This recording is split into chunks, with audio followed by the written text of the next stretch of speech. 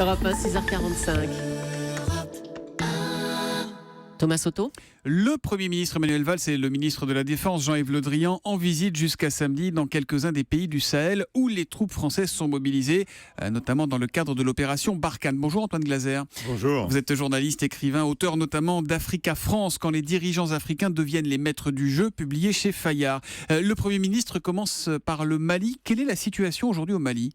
Situation reste extrêmement compliquée. Vous aviez l'opération Serval de janvier 2013 à juillet 2014, qui était une opération où il y avait quand même 4000 soldats français. C'était la première opération la plus importante depuis Colvézi en 78 sous Giscard d'Estaing. Donc c'est une opération extrêmement importante qui a été un succès parce que ça a empêché les djihadistes de descendre sur la capitale Bamako au Mali. Mais l'opération Barkhane, c'est d'une... Qui a remplacé... Il y a l'opération Barkhane qui a succédé à l'opération Serval. Donc tout le monde se félicitait de l'opération Serval. Rappelez-vous François Hollande qui était allé à Bamako, à Tombouctou, c'est le plus beau jour de ma vie politique, etc. Sauf que c'est évident que maintenant l'opération Barkhane, c'est d'une toute autre ampleur. Ça veut dire que vous avez 3000 soldats français qui crapahutent, qui sont sur 3 millions de kilomètres carrés en soutien à 5 pays. Sur 3 millions et 5 exactement. pays. Vous aviez, par comparaison, vous aviez 150 000 Américains en Afghanistan sur 600 000 kilomètres carrés, qui est à peu près la superficie de la France. Donc je veux dire, c'est une opération. La France, évidemment, ne peut pas avouer qu'elle est au bout de ce qu'elle peut faire, bien sûr. Quand vous entendez le chef d'état-major Pierre de Villiers qui disait qu'on est au taquet, pour que lui dise on est au taquet, c'est qu'en fait, la France est là et seule. Angela Merkel a fait plaisir à François Hollande en annonçant qu'il y aurait 650 soldats allemands. C'est dérisoire. C'est dérisoire et c'est en soutien à des forces des Nations Unies. Il y a 10 000 soldats des Nations Unies, très souvent qui sont sous-équipés. Et la France est en fait en force de réaction rapide, en soutien aux Nations Unies. Mais très franchement, c'est pas du tout à la mesure de ce qui se passe là-bas. Alors là, il y a quand même un formidable décalage entre l'impression qu'on peut avoir, ce qu'on ressent de ces opérations militaires menées dans le Sahel, et ce que vous nous décrivez. Est-ce que ça veut dire que dans cette région du Sahel, ce sont les terroristes qui sont en train de gagner, qui ont repris du terrain ? En fait, ce qui se passe, c'est que quand vous avez, c'est vraiment ce qu'on appelle le coup de pied dans la fourmilière. Ça veut dire, c'est vrai que l'opération Serval a servi à les désorganiser. C'est vrai qu'ils ont récupéré énormément de matériel que ces djihadistes avaient pris en Libye.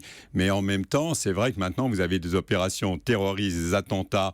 Il y a eu l'attentat au mois de novembre à Bamako et à l'hôtel Radisson. Vous avez celui du 15 janvier à Ouagadougou qui a fait 30 morts. Et donc, on voit que maintenant, il y a une sorte de contournement, finalement, des opérations françaises. Ça veut dire que vous avez les djihadistes qui descendent de plus en plus dans le sud.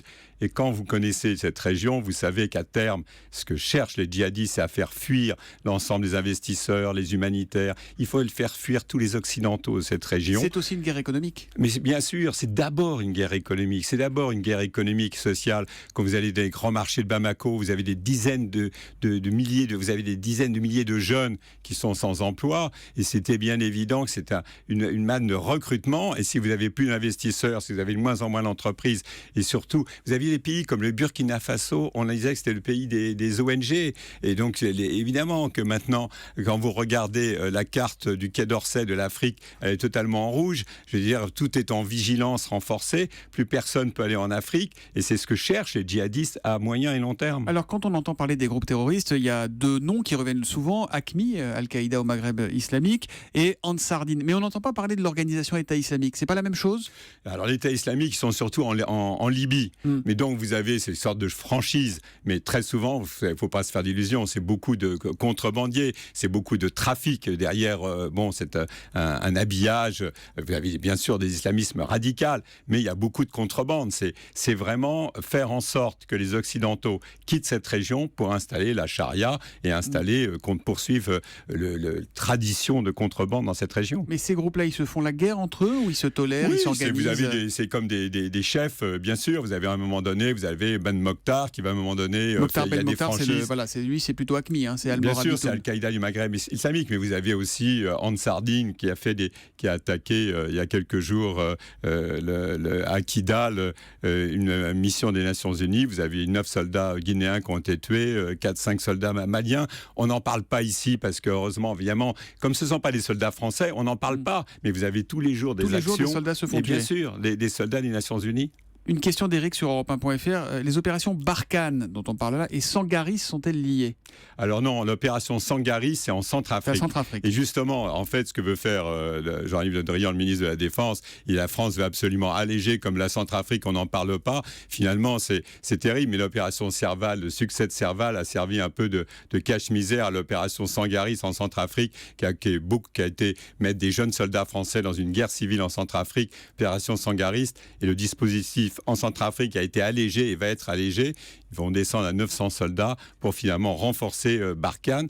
Et la lutte antiterroriste, ça veut dire en fait... On tire un peu une couverture trop petite, on a l'impression... Bien sûr, ça veut dire qu'en fait, maintenant, on n'est plus... Avant, on était... La France défendait des intérêts stratégiques et économiques dans cette région. C'est la seule puissance occidentale à avoir encore 10 000 soldats en Afrique. Et on sent que maintenant, il y a une sorte de continuité avec les attentats en France. Et ce sont les mêmes soldats qui sont dans les rues à Paris et dans l'opération Sentinelle qui vont ensuite au Mali et qui crapahutent au Mali. Mais personne n'ose le dire. Mais je veux dire, franchement, c'est au bout du bout, hein. On parle souvent aussi des Français qui vivent ou qui voyagent au Mali, au Tchad, au Burkina. Est-ce qu'ils sont en sécurité aujourd'hui? Est-ce que ces soldats français assurent leur sécurité? Non, c'est extrêmement compliqué. Il y a énormément de sociétés de sécurité privée. Toutes les entreprises ont des sociétés d'intelligence économique, de contrôle risque ou autres qui sont là pour en sécurité des expatriés français. Vous avez même à un moment donné, quand ça chauffait à Ouagadougou, vous avez même les équipes d'Air France qui voulaient aller dormir à Abidjan ou ailleurs. Donc je veux dire, encore une fois, il y a une situation générale, sociale, économique et de présence. La présence militaire française sert un peu de cache-misère à une présence française en déshérence dans l'ensemble de cette région. Alors on se souvient qu'il y a quelques années, les djihadistes s'étaient attaqués au mausolée de Tombouctou. Par exemple, est-ce que ces destructions se poursuivent? Non, il y a eu des financements pour reconstruire.